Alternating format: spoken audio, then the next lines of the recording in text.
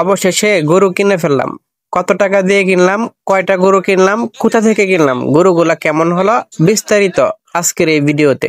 দিন শেষ হয়ে গেল, একটা গরু কিনতে পারিনি, কিনতে হয়েছে রাতে। এই বাজারে সাধারণত সব রকমের গরু পাওয়া যায়। বাড়ি থেকে 110 কিলোমিটার দূরে শেরপুরের একটি হাট থেকে গরুগুলা কিনেছি। যদিও বা গুগল ম্যাপ বলতেছিল বাজারে পৌঁছাইতে 2 ঘন্টা 25 মিনিট লাগবে, কিন্তু 3 ঘন্টা লেগেছে বাড়ি থেকে বাজার পর্যন্ত পৌঁছাইতে। গরুর বাজারটি শেরপুরের নকলা নামক স্থানে নকলা গরুর বাজার নামে পরিচিত। এই বাজারে সকল ধরনের গরুর মধ্যে হলিস্টিয়ান ফ্রিজিয়ান ষাঁড় গরু এবং হলিস্টিয়ান ফ্রিজিয়ান গাবি, শাহিওয়াল ষাঁড় গরু, শাহিওয়াল গাবি ও দেশি টাইপের সকল ধরনের গরু পাওয়া যায়। 2টা থেকে 2 ঘন্টা বাজারে ঘোরার পর এটা নিশ্চিত হয়েছি এই বাজারে হলিস্টিয়ান ফ্রিজিয়ান ষাঁড় গরুর আধিক্য বেশি। হলিস্টিয়ান ফ্রিজিয়ান ষাঁড় গরু একদম চোখে পড়ার মতো। যদি ময়মনসিংহ এর আশপাশের কেউ হলিস্টিয়ান ফ্রিজিয়ান ষাঁড় গরু কিনতে চান, এই বাজারে আসতে পারেন। গরুর হাটে দালাল বাটপারের অভাব থাকে না, তবে এই বাজারে 2টা ভালো লাগার বিষয় ছিল, গরুগুলা সমতল জায়গায় বাঁধা থাকে, উঁচু জায়গায় বাঁধা থাকে না, দেখে কিনা যায়। দালাল একবারেই নাই এটা বলা যাবে না, তবে নিজে দামাদামি করে গরু কিনা যায়। অনেক ঘোরাফেরা করে এবং সর্বোচ্চ লেভেলের দামাদামি করে এই ষাঁড় গরুটা কিনে নিলাম। গরুর হাটে দাম একদম সম্পূর্ণরূপে ফাইনাল করার পূর্বে গরুটা ভালো করে দেখে নিতে হবে। অনেক সময় গরুর বিভিন্ন জায়গায় ব্যথা, ক্ষত কিংবা বিভিন্ন রকম সমস্যা দেখা যায়। গরুর দাম যাই হোক, প্রতি গরুর জন্য ক্রেতা এবং বিক্রেতাকে 500 টাকা করে দিতে হয়। এই গরুটি কিনেছি 87,500 টাকা দিয়ে খালাতো ভাইয়ের জন্য।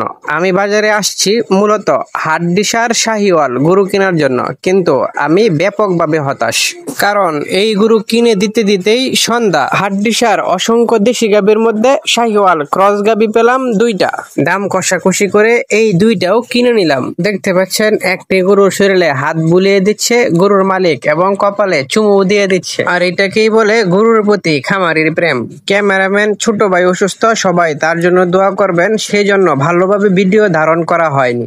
আমার জীবনে এই প্রথম হাড্ডি গরু কিনলাম। প্রথমটা 55,000, বড়টা 59,000 টাকা। গরু নিয়ে বাজার থেকে বের হয়েই মেইন রাস্তায় পেলাম নিরিবিলি হোটেল এবং কুটুমবাড়ি রেস্টুরেন্ট। সারাদিনের না খাওয়া, হাত মুখ ধুয়ে একদম গরুর মাংসের কালা বোনা দিয়ে খাওয়া শুরু করে দিলাম।